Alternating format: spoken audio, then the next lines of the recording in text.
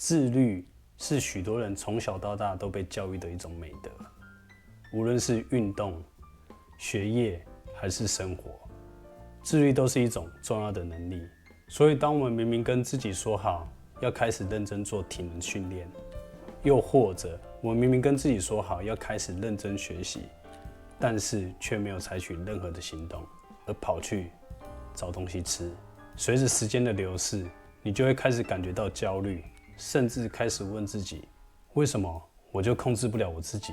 这样的问题，我以前当选手也很常遇到。我有很多时候都是想要耍废的，就像是我训练完回家之后，我计划我要做瑜伽来伸展我的肌肉，放松我的肌肉，但是却不知不觉的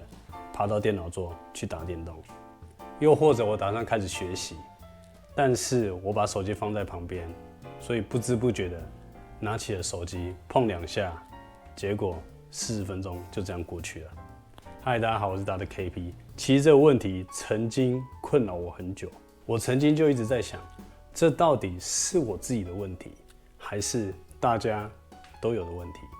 当我深入的去探讨什么是自律的时候，我发现这其实不是我们自身的问题。既然这不是我们的问题，那到底我们该如何保持自律？我在这个影片会来告诉你。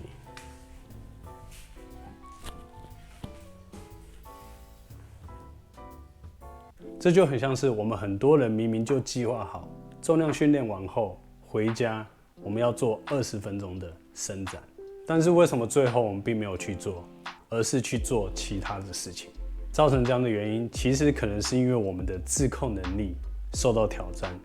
所以导致我们不自律。自控能力 （self-control） 是一个很重要，而且可以保持我们自律的一种能力。这个能力主要是控制我们的冲动还有欲望，放弃及时满足的事情，而去追求我们长期的目标。这个定义其实也就说明了，为什么很多时候我们明明就已经拟定好计划，但是却没有去执行。1996年，一个经典的心理学研究，我们称之为巧克力饼干研究。在这个研究，研究者找了67位空腹的参与者，并将他们随机分配到3个组别。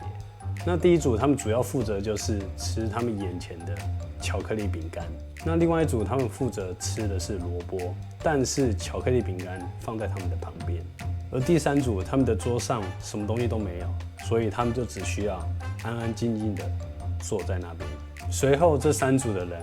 他们被要求做一个很困难的拼图游戏。那这个拼图游戏其实就被认为是很像我们生活上每天都在处理的一些困难的任务。那结果发现，吃巧克力饼干那一组，他们在执行困难拼图的时候，他们坚持了19分钟左右。那什么都没有吃的那一组，他们坚持了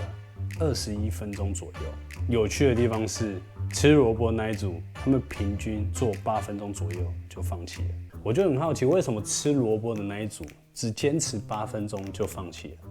这跟其他2组也差太大了吧？这其实可能的原因是因为他们在吃萝卜的时候，需要花费很多大脑资源去克制自己不去吃巧克力饼干，所以没有过多的精神去面对接下来的挑战。这个其实就可以解释为什么我们有时候在运动热身，并将手机放在旁边，看到有讯息来的时候，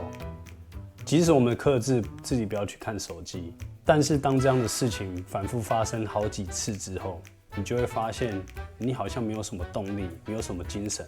去做接下来的训练。这个研究其实告诉我们，我们周遭的环境其实都充满了破坏我们自控能力的东西，就像是手机、iPad、电脑，这其实就是巧克力。唯有抵抗诱惑，才可以让我们保有好的自律习惯。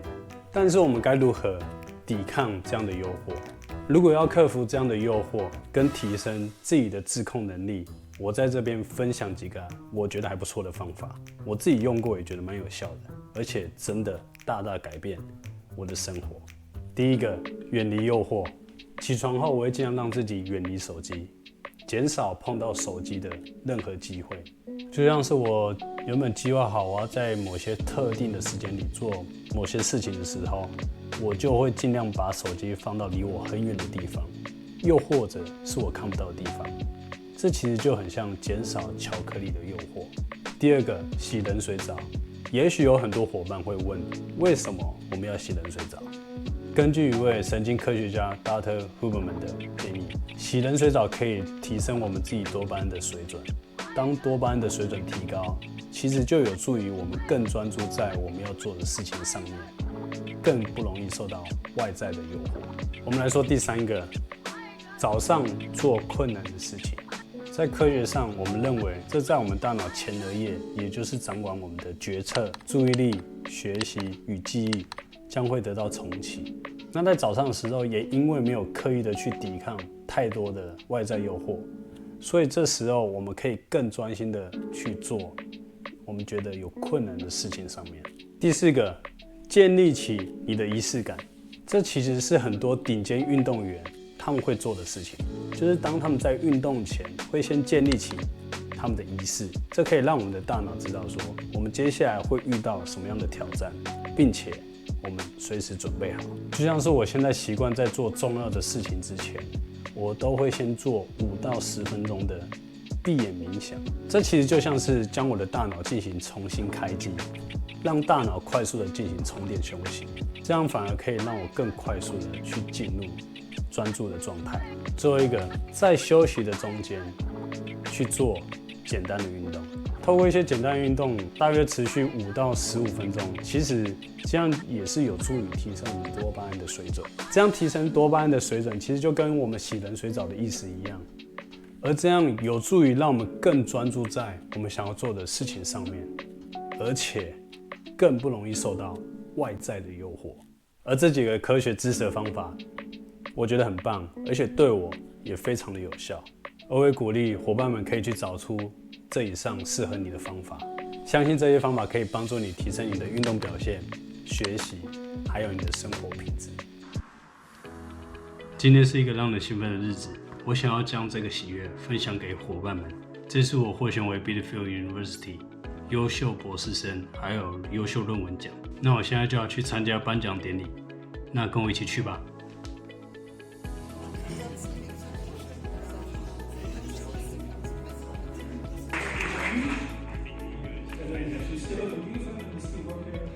So next time if you feel you